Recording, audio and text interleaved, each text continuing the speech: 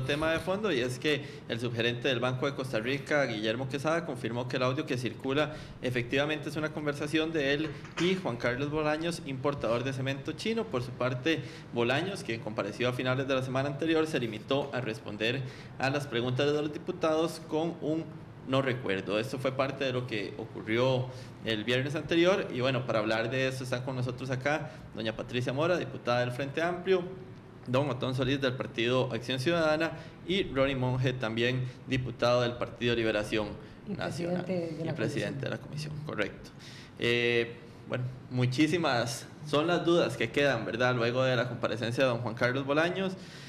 No sé, tal vez muy brevemente, si ustedes me dicen si están satisfechos con las respuestas de don Juan Carlos, cuáles son esas principales dudas que le queda a cada uno de ustedes, e inclusive si volverían a llamar a Juan Carlos Bolaños a una comparecencia. ¿Y por qué habría que llamarlo? ¿Y a quiénes hay que llamar? O sea, ¿a dónde se debe enrumbar? Después de lo acontecido el viernes, ¿hacia dónde se debe enrumbar el trabajo entonces de la comisión? Porque los acusaron de show político. Juan Marcos Rivero, el abogado de Juan Carlos Bolaños.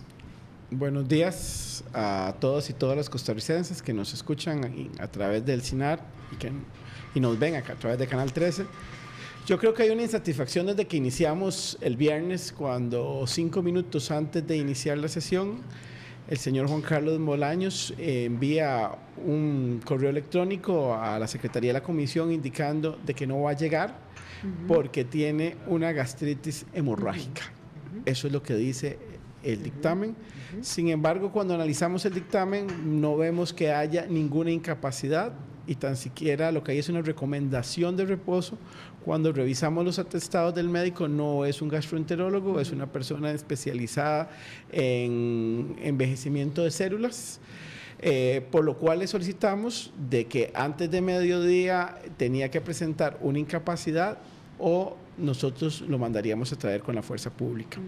El señor Juan Carlos Bolaños nuevamente, después del mediodía, de la hora que le habíamos dado, lo que nos envía es un documento de una posible equiparación del dictamen médico ante la caja. Lo extraño es que se fue hasta un EVAIS, ante una clínica, porque no pidió que un médico lo valorara y de una vez lo incapacitara. Ante eso, y que no se había cumplido con el requisito que la comisión había exigido, que era la incapacidad, lo mandamos a traer con la policía y después él decide ante esa noticia de venir voluntariamente. Después de eso hay una serie de respuestas que son no me acuerdo, o contesta las que le interesaba a él, que no eran parte de la investigación de lo que estamos tratando realmente de analizar, si es un tráfico de influencias, y trata de llevar a la comisión al tema de la discusión que si es para romper o no el oligopolio del cemento, a lo cual yo creo que ninguno de los diputados que estamos en la Asamblea Legislativa se opone. Todos estamos a favor de que haya competencia y que puedan bajar, pero aquí no estamos discutiendo eso. Aquí lo que estamos discutiendo es si hay una red creada para facilitar no solo un crédito, sino los cambios en la reglamentación de importación del cemento para que un empresario específico sea beneficiado. Yo creo que ante esa circunstancia particular todos tenemos dudas, las respuestas fueron ambiguas, generaron dudas con otras respuestas que de previo había de Casa Presidencial, y yo por lo menos en lo personal creo que si es necesario se traerá. Yo he dicho que al presidente hay que ir a Casa Presidencial y también hacerle preguntas, tiene que venir junta directiva, tiene que venir el director de la Comisión Nacional de Emergencias y una serie de personas que hemos venido llamando y que ya han sido aprobadas en la Comisión Legislativa. Patricia Mora. ¿Cambia el rumbo de la investigación? ¿Se mantiene? ¿Hay amplía? ¿Qué sabor le deja a usted esta primera comparecencia? Muy buenos días. En primer lugar, yo creo que lo más grave, doña Laura, aquí es que estamos ante un caso que según todos los indicios se ha repetido a lo largo de las últimas décadas. En esta oportunidad resulta que al interior de la Junta Directiva se expresan los intereses de distintos sectores de la élite económica y política de nuestro país. Y entonces deciden acusarse entre ellos. Por eso nos enteramos del escándalo, por eso nos enteramos de las irregularidades en con relación al crédito para el cemento chino, y por eso nos enteramos, y también nuestra comisión lo va con el mismo interés y la misma profundidad, lo va a revisar, lo que tiene que ver con el crédito a Copelesca. Eso es, aquí ha habido unos partidos que se han repartido las juntas directivas de los bancos, la ley del 4.3, las han tenido en sus manos, han usufructuado de los dineros públicos, han manoseado los dineros de todos los costarricenses, y un día decidieron pelearse, no les fue bien en los negocios, y entonces son facciones distintas que se están manifestando. El caso del señor Bolaños, que es el que hoy nos ocupa con ustedes, a mí, como dice don Ronnie, me parece que es muy preocupante, que efectivamente denota o es expresión de una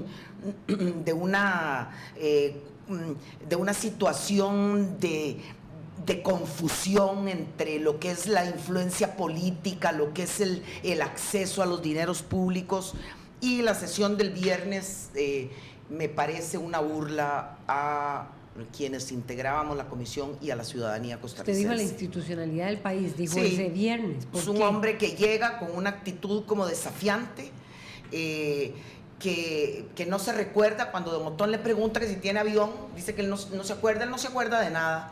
Y en este país se inició en algún momento, hay un momento de inflexión en el deterioro de la credibilidad de la clase política, que está vinculado con personajes que nunca se acordaron de nada, que todo se les había olvidado, y realmente no quisiéramos, doña Laura, volver a caminar por ahí. ¿Será porque se siente impunidad, Otón Solís? ¿Qué piensa usted? Voy a referirme... Porque a ustedes los acusaron de show político, sí, de show mediático. Sí, bueno, voy a referirme a esos dos puntos. Que usted dice, ¿qué impresión nos queda si quedamos insatisfechos? No, y si hacia dónde si hay un cambio en el rumbo de la comisión. Yo quedé muy satisfecho porque el país entero vio quién es Juan Carlos Bolaños. Una persona que miente, porque nadie le va a creer que no se recuerda, por ejemplo, esto, si tiene una avioneta o con quién se ha reunido. Y ya el personaje está dibujado ante Costa Rica. Entonces yo le digo al presidente de la comisión, don Ron, que ha hecho un gran trabajo. Ese día fue revelador. El país conoce el personaje con que estamos lidiando. Un mentiroso que esconde información, que pretende que no entendió una pregunta o pretende que se le olvidó. Y no hay peor transgresión ética que la mentira. Entonces quedó dibujado. Entonces sí valió la pena la sesión. Show político, dijo él y el abogado. Juan Marcos Rivero, sí. Porque ellos no están acostumbrados a la transparencia. Y por nuestra normativa legislativa, y a algunos nos encanta que sea así, todo transparente. Yo a este tipo, cuando vino a gestionar sus negocios a mi oficina, en privado, no sé por qué, lo eché. Nosotros es transparente y claro, para ellos es un show, porque ellos hacen las cosas en reunioncitas privadas, en un hangar, en un restaurancito, en la oficina de un jerarca ahí, en las diferentes oficinas del Estado, en oficinitas de diputados.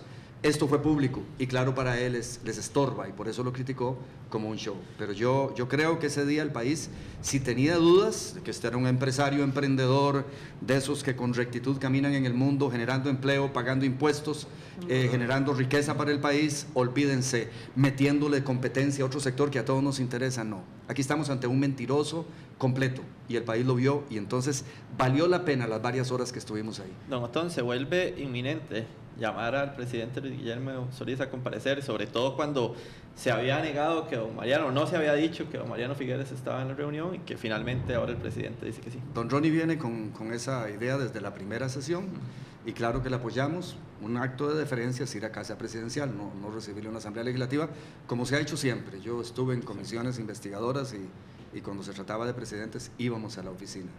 Es más, expresidentes íbamos a su oficina también. Sí hay que hacerlo, aparte de esa contradicción y puede tener consecuencias el por qué era importante para el presidente y para Casa Presidencial no informar que Mariano Figueres estaba ahí, por otras relaciones que hay con el MEIC, aparte de que eso no es un tema baladí quizá. Está el otro tema que a mí sí me parece aquí fundamental. Ese día Juan Carlos Bolaños dijo que las 7 reuniones que tuvo en Casa Presidencial, una de ellas con el presidente, las gestionó por medio de su secretaria, que llama y obtiene una cita. Es decir, sería para, ¿verdad?, promover sus intereses personales. Entonces, si eso es cierto, esto es gravísimo, porque solo con una instrucción presidencial, al más alto nivel, una persona tiene entrada tan fácil a Casa Presidencial. Y si no, pruébenlo. Todo Costa Rica pruebe, a ver si llaman y de una vez les dan cita 7 veces. Entonces, la única manera de entender si él dijo la verdad, que él gestionaba las citas con su secretaria y la secretaria de Casa Presidencial, es que el presidente dio órdenes, reciban a este hombre cada vez que pida. ¿Y por qué dio esas órdenes? ¿Qué hay detrás? Eso hay que investigarlo. Pero si es mentira, que es lo que yo creo, que es mentira que él gestionó las reuniones de esa manera, entonces está encubriendo a diputados que pidieron las citas. Y claro, entonces es muy grave. Claro. Está encubriendo a quienes gestionaron las citas, porque yo sí entendería que para Casa Presidencial, quizás el presidente ha dado instrucciones: mire, yo necesito que los diputados me aprueben proyectos de ley, no me los maltraten, si algún diputado llama a pedir una cita aquí para alguien, désenla. Lo cual sería razonable, yo de presidente lo haría. Y entonces seguro diputados llamaron a pedir las citas para Juan Carlos Bolaños y se las dieron, porque hay una instrucción general, entendería yo, me parece lógico, desde inicios del gobierno: mire, con diputados no juguemos, son chineaditos, me pueden hacer oponerse a proyectos que me interesan, si piden citas para alguien, désenlas, para no tener problemas por esa razón. Entonces yo creo que esa es la verdad y no la otra, y que este hombre está encubriendo a los diputados que le han gestionado esas citas, y eso tenemos que hurgarlo, porque o queda muy mal el presidente, o esos diputados salen y dicen: no, yo gestioné las reuniones, porque si no, dejan muy mal al presidente de la República, quien tendríamos que responsabilizar de a un empresario específico que necesitaba como 5 trámites del Estado, no uno, no solo el crédito, podemos listarlos. De repente tiene las puertas abiertas de la casa de poder más importante de Costa Rica. No, doña Patricia, don Ronnie, también inclusive se mencionó el nombre de muchos de los compañeros de ustedes durante la comparecencia en el tema de reuniones. ¿Esos diputados podrían ser llamados también? Yo estoy convencido que hay que llamarlos a todos. Y yo estoy seguro que vamos a tener el apoyo de todos los miembros de la comisión para llamarlos. Yo lo he dicho esto, nosotros como clase política hemos venido perdiendo credibilidad por nuestras actuaciones en los últimos años. Hoy toca decirle a la ciudadanía costarricense que, sin importar el partido político de donde vengan las personas, si se logra demostrar un tráfico de influencias, hay que denunciarlo y llevarlo hasta las últimas consecuencias. Nosotros no podemos seguir permitiendo que este país genere una desconfianza hacia la clase política, porque quien pierde es la democracia. Y eso es lo que nos hace llegar a un punto donde la ciudadanía costarricense, de la noche a la mañana, ante la frustración, pueda tomar malas decisiones y llevarnos a regímenes populistas que lo que llevan a las sociedades es al fracaso. Hoy, la responsabilidad que tiene esta comisión es trascendental para el futuro político de Costa Rica, y aquí hay que llevar a quien haya que llevar. Sí, yo insistiría en que el caso es un caso efectivamente muy grave, son millones de colones los que están en juego. Un caso que tiene en el centro, como ahora lo decía Otón, a un personaje que me voy a atrever a llamar de siniestro. Yo no entendía qué personaje tenía enfrente, un hombre como desafiante. ¿Qué es lo que lo hace tener esta actitud ante unos diputados y diputadas que lo tratábamos con respeto? Don Juan Carlos, venga para acá, él nos trataba de vos, como si fuéramos amigos del barrio. Yo tengo la impresión de que él, de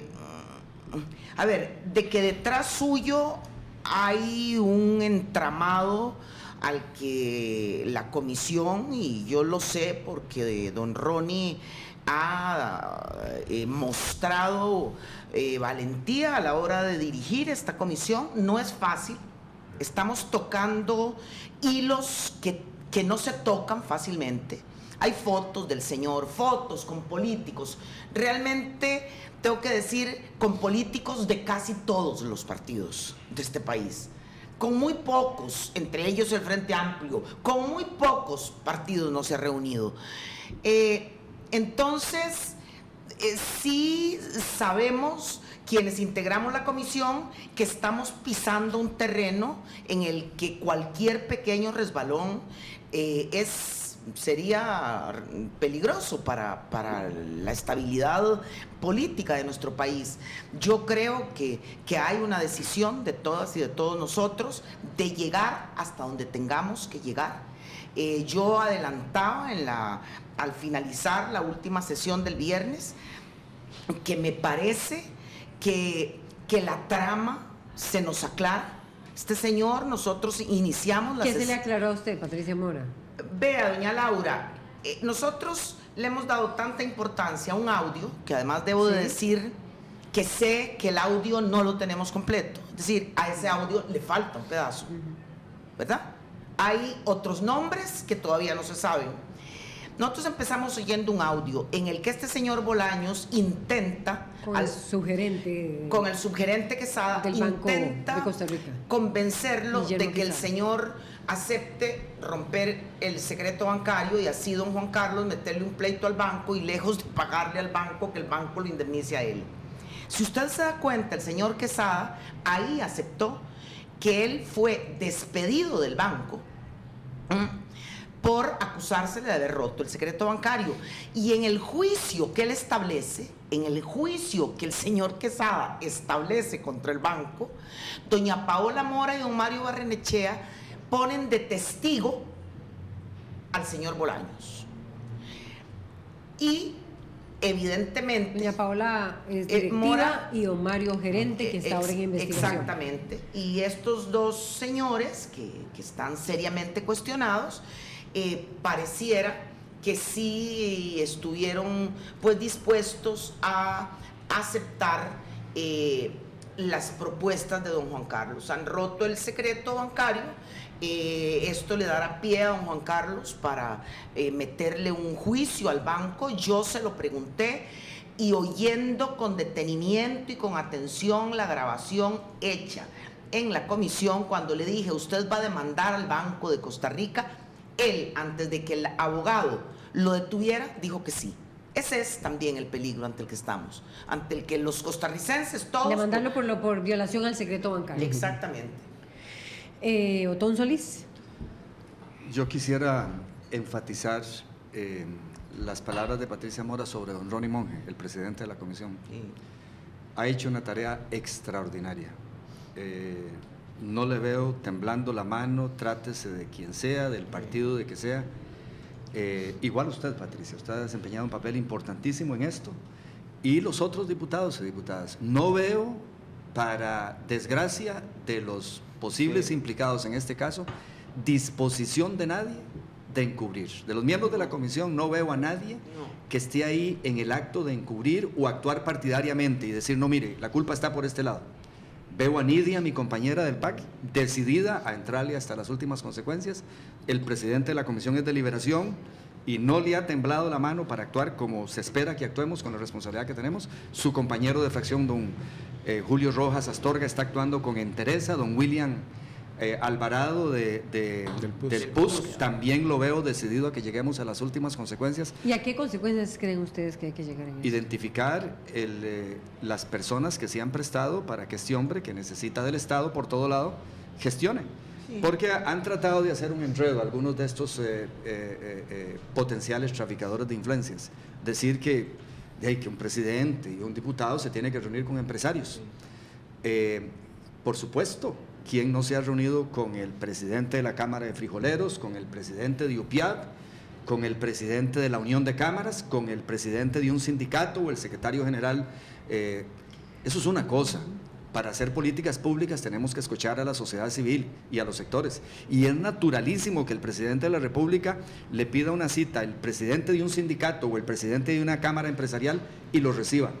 Pero eso no tiene nada, absolutamente nada que ver con darle un tratamiento de esa misma naturaleza a un empresario que está gestionando sus intereses, que está haciendo trámites, pidiendo créditos, haciendo que se cambien reglamentos y licitando con el Estado, con instituciones del Estado, y de repente tiene las puertas abiertas, reuniones privadas, en hangares, etcétera, en casa presidencial, etcétera, con jerarcas de gobierno. Eso no tiene nada que ver. Es decir, una cosa es que a mí la Cámara de Frijoleros de Pérez Celedón me llama y me dice, mire, que tenemos problemas. Yo llamo al ministro y le digo, vea, parece que tienen ahí los frijoleros.